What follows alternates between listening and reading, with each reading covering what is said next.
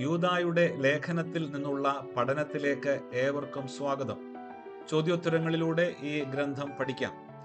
വേദപുസ്തകത്തിൽ 65-ാമത്തെയും പുതിയ നിയമത്തിൽ 26-ാമത്തെയും പുസ്തകമാണ് യൂദായുടെ ലേഖനം. പുതിയ നിയമത്തിൽ അവസാനത്തേതിൽ രണ്ടാമത്തേതും ആണ്.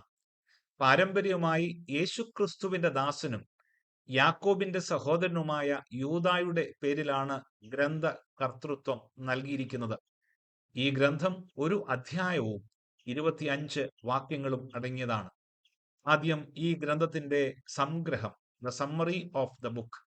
സുവിശേഷ സത്യത്തെ തെറ്റായുള്ള പഠിപ്പിക്കലുകളിലൂടെ ദുർബലപ്പെടുത്താനുള്ള അഭക്തരുടെ ഭീഷണിയുടെ നടുവിൽ വിശ്വാസത്തിനും വിവേചനാധികാരത്തിനുമുള്ള ആഹ്വാനമാണ് യൂദ നൽകുന്നത്.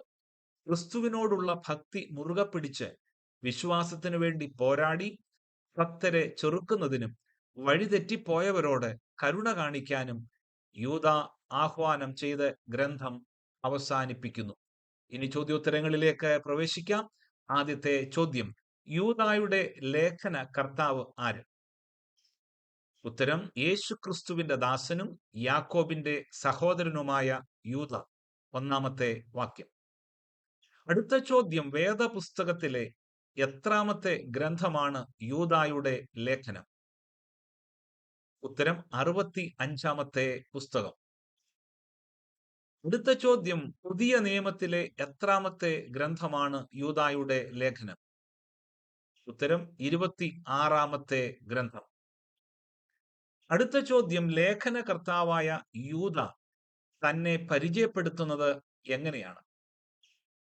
ഉത്തരം: യേശുക്രിസ്തുവിന്റെ ദാസനും യാക്കോബിന്റെ സഹോദരനുമായ യൂദ.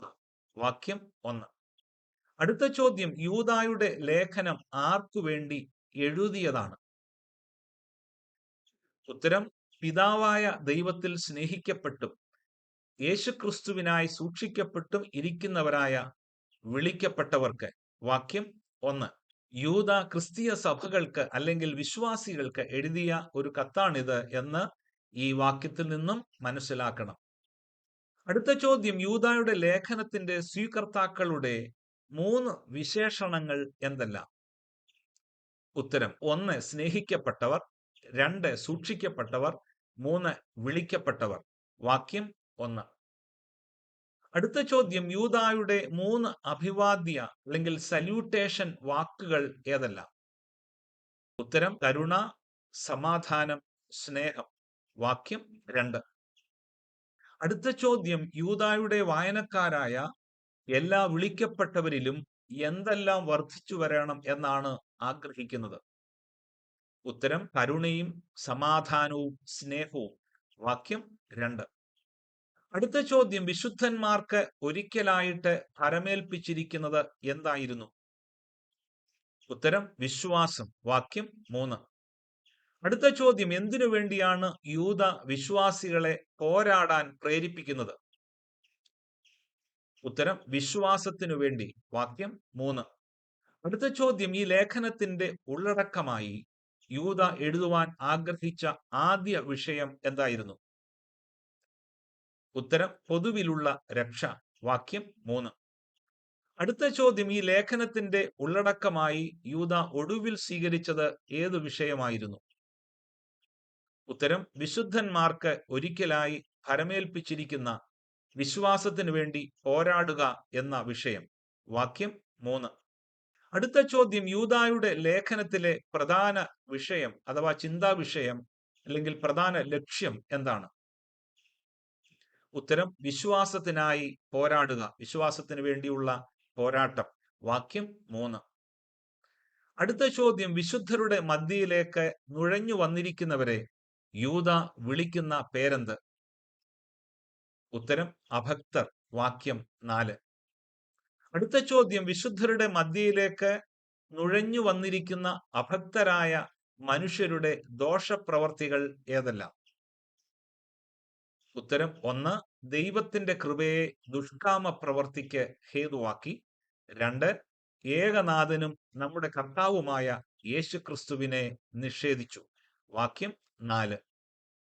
അടുത്ത ചോദ്യം: അവരുടെ ഈ ശിക്ഷാവിധി പണ്ടുതന്നെ എഴുതിയിരിക്കുന്നു. ആരുടെ ശിക്ഷാവിധിയെക്കുറിച്ചാണ് യൂദ പറയുന്നത്? ഉത്തരം, നുഴഞ്ഞു വന്നിരിക്കുന്ന അഭക്തരായ ചില മനുഷ്യരുടെ. വാക്യം 4. ദൈവത്തിന്റെ കൃപയെ ദുഷ്കാമ പ്രവർത്തിക്ക് ഹേതുവാക്കി ഏകനാഥനും നമ്മുടെ കർത്താവുമായ യേശുക്രിസ്തുവിനെ നിഷേധിക്കുന്ന അഭക്തരായ ചില മനുഷ്യരെ കുറിച്ച്. വാക്യം 4. അടുത്ത ചോദ്യം, കർത്താവ് ജനത്തെ മിസ്രൈമിൽ നിന്ന് രക്ഷിച്ചെങ്കിലും പിന്നത്തേതിൽ അവരോട് എന്തു ചെയ്തു? ഉത്തരം, വിശ്വസിക്കാത്തവരെ പിന്നത്തേതിൽ നശിപ്പിച്ചു. വാക്യം 5. അടുത്ത ചോദ്യം, സ്വന്തം വാസസ്ഥലം വിട്ടുപോയവർ ആര്? ഉത്തരം, ദൂതന്മാർ. വാക്യം 6. അടുത്ത ചോദ്യം, സ്വന്തം വാസസ്ഥലം വിട്ടുപോയ ദൂതന്മാർ ചെയ്ത പാപം എന്തായിരുന്നു? ഉത്തരം, തങ്ങളുടെ വാഴ്ച കാത്തുകൊണ്ടില്ല. വാക്യം 6. Failing their positions of authority. അടുത്ത ചോദ്യം, തങ്ങളുടെ വാഴ്ച കാത്തുകൊള്ളാതെ സ്വന്തം വാസസ്ഥലം വിട്ടുപോയ ദൂതന്മാർക്കുള്ള ശിക്ഷ എന്തായിരിക്കും? ഉത്തരം, മഹാദിവസത്തിന്റെ വിധിക്കായി സൂക്ഷിച്ചിരിക്കുന്നു. വാക്യം 6. അടുത്ത ചോദ്യം, തങ്ങളുടെ വാഴ്ച കാത്തുകൊള്ളാതെ സ്വന്തം വാസസ്ഥലം വിട്ടുപോയ ദൂതന്മാരുടെ വിധിക്കായി അവരെ എങ്ങനെ, എവിടെ സൂക്ഷിച്ചിരിക്കുന്നു? ഉത്തരം, എന്നേക്കുമുള്ള ചങ്ങലയിൽ, അന്ധകാരത്തിൻ കീഴിൽ. വാക്യം 6. അടുത്ത ചോദ്യം, യൂദായുടെ ലേഖനത്തിൽ ദുർനടപ്പ് ആചരിച്ച ഏത് പട്ടണങ്ങളെ കുറിച്ചാണ് പരാമർശം ഉള്ളത്? ഉത്തരം, സോദോമും ഗൊമോരയും ചുറ്റുമുള്ള പട്ടണങ്ങളെയും കുറിച്ച്. വാക്യം 7. അടുത്ത ചോദ്യം, സോദോം ഗൊമേര പട്ടണത്തിന്റെ ദുർനടപ്പ് എന്തായിരുന്നു? ഉത്തരം, അന്യജഡം മോഹിച്ച് നടന്നു. വാക്യം 7. അടുത്ത ചോദ്യം, അന്യജഡം മോഹിച്ചു നടന്ന സോദോം ഗൊമേര പട്ടണത്തിന്റെ ശിക്ഷാവിധി എന്തായിരുന്നു? ഉത്തരം, നിത്യാഗ്നി എന്ന ശിക്ഷാവിധി. വാക്യം 7. അടുത്ത ചോദ്യം, ദൈവത്തിന്റെ ന്യായവിധി ചിത്രീകരിക്കാൻ ചരിത്രത്തിൽ ദൃഷ്ടാന്തമായി യൂദ ഉപയോഗിക്കുന്നത് എന്താണ്? ഓപ്ഷൻസ്: 1. സോദോമും ഗൊമോരയും. 2. വിശ്വസിക്കാത്ത ഇസ്രയേല്യർ, വിട്ടുപോയ ദൂതന്മാർ. 3. ദാവീദ്, ശലോമോൻ, ഏലിയാവ്. 4. മോശ, യോശുവ, ശമൂവേൽ. ഉത്തരം 1, 2 ഓപ്ഷനുകൾ ശരിയാണ്. വാക്യങ്ങൾ 5, 6, 7. അടുത്ത ചോദ്യം, യൂദ 8-ാം വാക്യത്തിൽ അങ്ങനെ തന്നെ ഇവരും സ്വപ്നാവസ്ഥയിലായി. ഈ വാക്യത്തിൽ ഇവരും എന്നത് ആരെ സൂചിപ്പിക്കുന്നു? ഉത്തരം, അഭക്തരായ നുഴഞ്ഞു വന്നിരിക്കുന്നവരെ കുറിച്ച്. വാക്യങ്ങൾ 4, 8. അടുത്ത ചോദ്യം, സൊദോമും ഗൊമോരയും പോലെ അഭക്തരും സ്വപ്നാവസ്ഥയിലായി ചെയ്ത ദുർനടപ്പുകൾ എന്തെല്ലാമായിരുന്നു? ഓപ്ഷൻസ്: 1. വൃഥ ജീവിതം നയിച്ചു. 2. ജഡത്തെ മലിനമാക്കി. 3. കർത്തൃത്വത്തെ തുച്ഛീകരിച്ചു. 4. മഹിമകളെ ദുഷിച്ചു. ഉത്തരം, ഓപ്ഷൻസ് 2, 3, 4. വാക്യം 8. അടുത്ത ചോദ്യം, യൂദ രേഖപ്പെടുത്തുന്ന പ്രധാന ദൂതൻ ആര്? ഉത്തരം, മിഖായേൽ. വാക്യം 9. അടുത്ത ചോദ്യം, പ്രധാന ദൂതനായ മിഖായേൽ തർക്കിച്ച വിഷയം എന്തായിരുന്നു? ഉത്തരം, മോശയുടെ ശരീരത്തെക്കുറിച്ച്. വാക്യം 9. അടുത്ത ചോദ്യം, പ്രധാന ദൂതനായ മിഖായേൽ മോശയുടെ ശരീരത്തെക്കുറിച്ച് തർക്കിച്ച് വാദിച്ചത് ആരോടായിരുന്നു? ഉത്തരം, പിശാചിനോട്. വാക്യം 9. അടുത്ത ചോദ്യം, മിഖായേൽ മോശയുടെ ശരീരത്തെക്കുറിച്ച് തർക്കിക്കുമ്പോൾ പിശാചിനോട് പറഞ്ഞത് എന്തായിരുന്നു? ഉത്തരം, കർത്താവ് നിന്നെ ഭത്സിക്കട്ടെ. വാക്യം 9. അടുത്ത ചോദ്യം, 10-ാം വാക്യത്തിൽ ഇവരോ തങ്ങൾ അറിയാത്തത് എല്ലാം ദുഷിക്കുന്നു. ഇവിടെ ഇവരോ എന്നത് ആരെ സൂചിപ്പിക്കുന്നു? ഉത്തരം, അഭക്തന്മാരെ കുറിച്ച്, അഥവാ നുഴഞ്ഞു വന്നിരിക്കുന്നവരെ കുറിച്ച്. അടുത്ത ചോദ്യം, നുഴഞ്ഞു വന്ന് പ്രബോധിപ്പിക്കുന്നവരെ അഥവാ അഭക്തരെ യൂദ സാദൃശ്യപ്പെടുത്തിയിരിക്കുന്നത് എങ്ങനെയാണ്? ഉത്തരം ബുദ്ധിയില്ലാത്ത മൃഗങ്ങളെ പോലെയും സ്വാഭാവികമായി ഗ്രഹിക്കുന്ന മറ്റ് സകലത്തിനോടും. വാക്യം 10. അടുത്ത ചോദ്യം, അറിയാത്തത് എല്ലാം ദുഷിക്കുന്ന അഭക്തന്മാരെ കുറിച്ച് യൂദ പറഞ്ഞിരിക്കുന്നത് എന്ത്? ഉത്തരം ബുദ്ധിയില്ലാത്ത മൃഗങ്ങളെ പോലെ സ്വാഭാവികമായി ഗ്രഹിക്കുന്നവയാൽ ഒക്കെയും തങ്ങളെ തന്നെ വഷളാക്കുന്നു. വാക്യം 10. അടുത്ത ചോദ്യം, ബുദ്ധിയില്ലാത്ത മൃഗങ്ങളെ പോലെ എന്ന് എഴുതിയിരിക്കുന്നത് ആര്? 1 ഓബദ്യാവ്, 2 യോന, 3 മീഖ, 4 യൂദ. ഉത്തരം ഓപ്ഷൻ 4 യൂദ. വാക്യം 10. അടുത്ത ചോദ്യം, അയ്യോ കഷ്ടം എന്ന് പറയുന്ന ഗ്രന്ഥം ഏത്? ഉത്തരം യൂദ 11-ാമത്തെ വാക്യം. കൂടാതെ 2 ഉദാഹരണങ്ങൾ കൂടി പറയാം. മീഖ 7-ാം അധ്യായം 1-ാമത്തെ വാക്യം, വിലാപങ്ങളുടെ പുസ്തകം 1-ാം അധ്യായം 1-ാമത്തെ വാക്യം തുടങ്ങിയുള്ളവ. അടുത്ത ചോദ്യം, അവർക്ക് അയ്യോ കഷ്ടം എന്ന് യൂദ പറയുന്നവരിൽ ആരെയെല്ലാം കാണുന്നു? ഓപ്ഷൻസ്: 1 കയീൻ, 2 ബിലയാം, 3 കോരഹ്, 4 ബാലാക്ക്.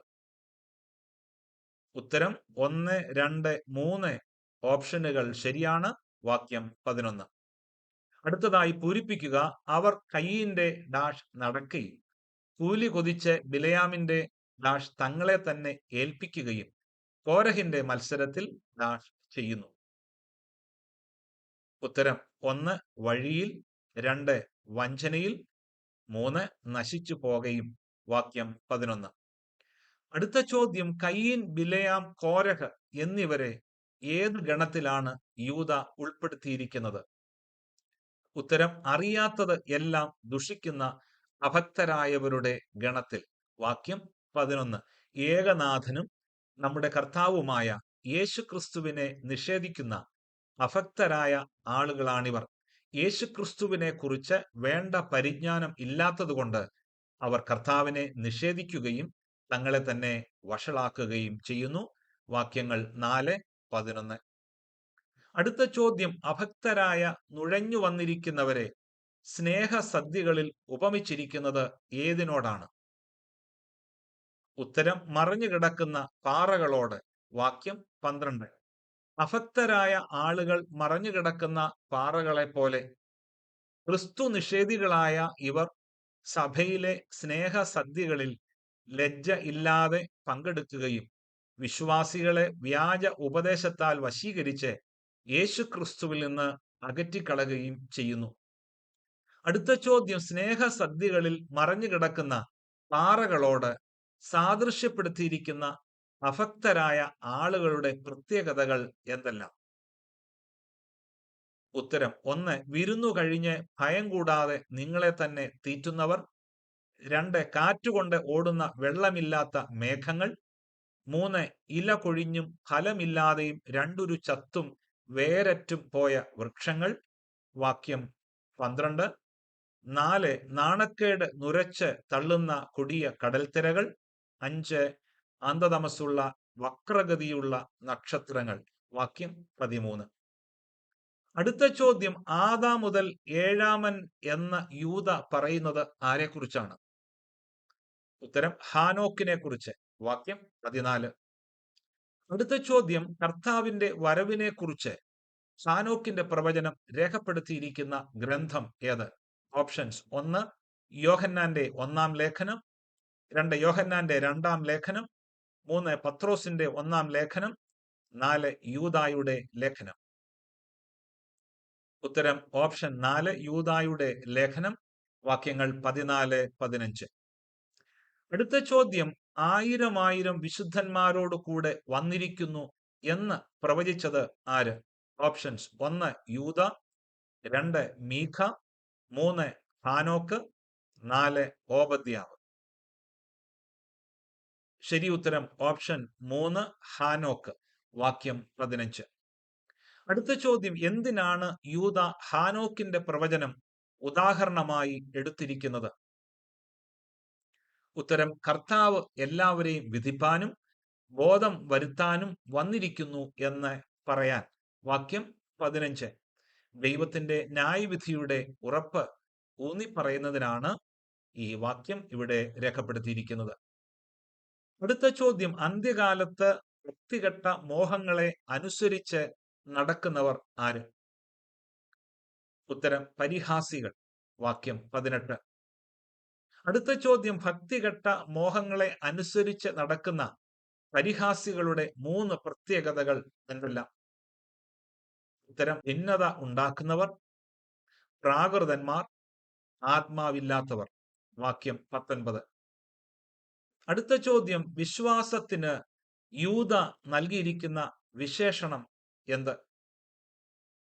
ഉത്തരം, അതിവിശുദ്ധമായത്, അതിവിശുദ്ധ വിശ്വാസം. വാക്യം 20. അടുത്ത ചോദ്യം, അതിവിശുദ്ധ വിശ്വാസത്തെ ആധാരമാക്കി ജീവിക്കുന്നതിലൂടെ യൂദ പ്രതീക്ഷിക്കുന്നത് എന്താണ്? ഉത്തരം, ആത്മീയ വർധന. വാക്യം 20. അടുത്ത ചോദ്യം, വിശ്വാസികളോട് എങ്ങനെ പ്രാർത്ഥിക്കാനാണ് യൂദ ആഹ്വാനം നൽകുന്നത്? ഉത്തരം, പരിശുദ്ധാത്മാവിൽ. വാക്യം 20. അടുത്ത ചോദ്യം, വിശ്വാസികൾ കർത്താവായ യേശുക്രിസ്തുവിന്റെ കരുണയ്ക്കായി കാത്തിരിക്കേണ്ടത് എന്തിനു വേണ്ടിയാണ്?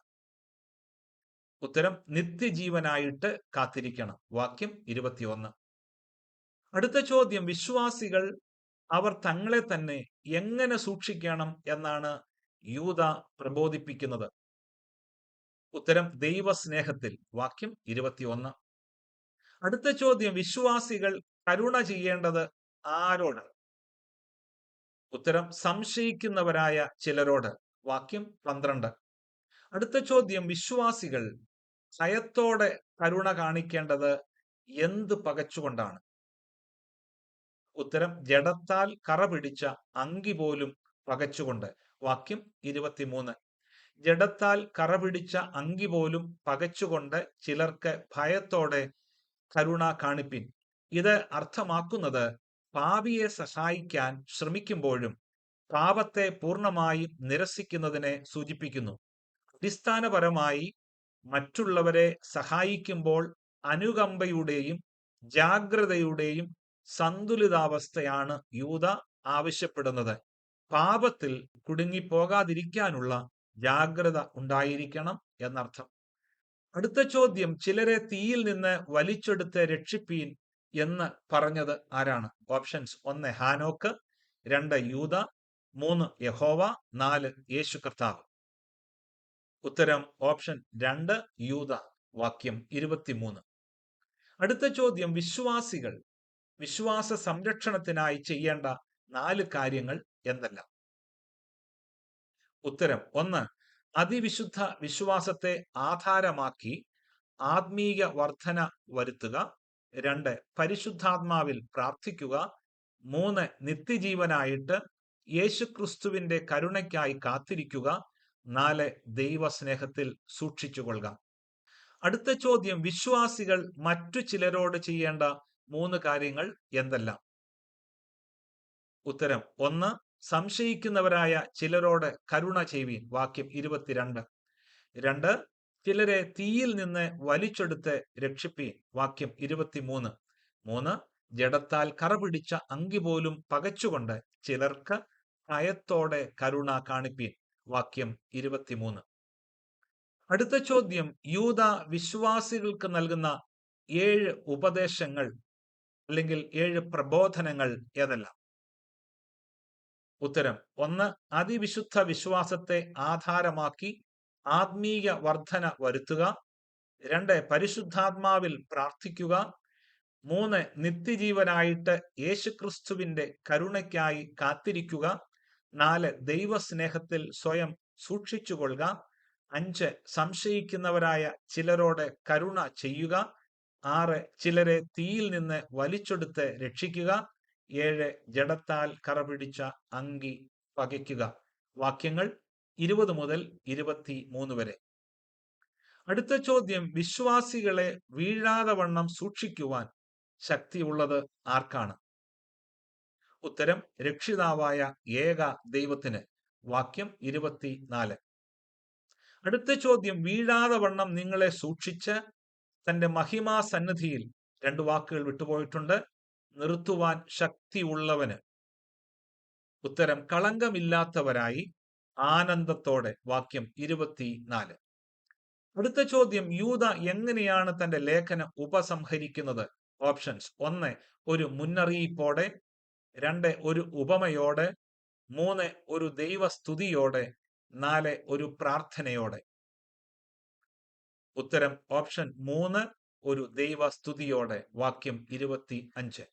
ഈ ഗ്രന്ഥത്തിലെ ഒടുവിലത്തെ ചോദ്യം, യൂദായുടെ സമാപന വാക്യത്തിലെ ദൈവസ്തുതിയുടെ പ്രധാന പദങ്ങൾ ഏതെല്ലാം? ഓപ്ഷൻസ്: 1 തേജസ്, 2 മഹിമ, 3 ബലം, 4 അധികാരം. ഉത്തരം എല്ലാ ഓപ്ഷനുകളും ശരിയാണ്. വാക്യം 25. ഈ പഠനത്തിൽ പങ്കുചേർന്ന എല്ലാവരോടും നന്ദി അറിയിക്കുന്നു. ദൈവം നിങ്ങളെ അനുഗ്രഹിക്കട്ടെ.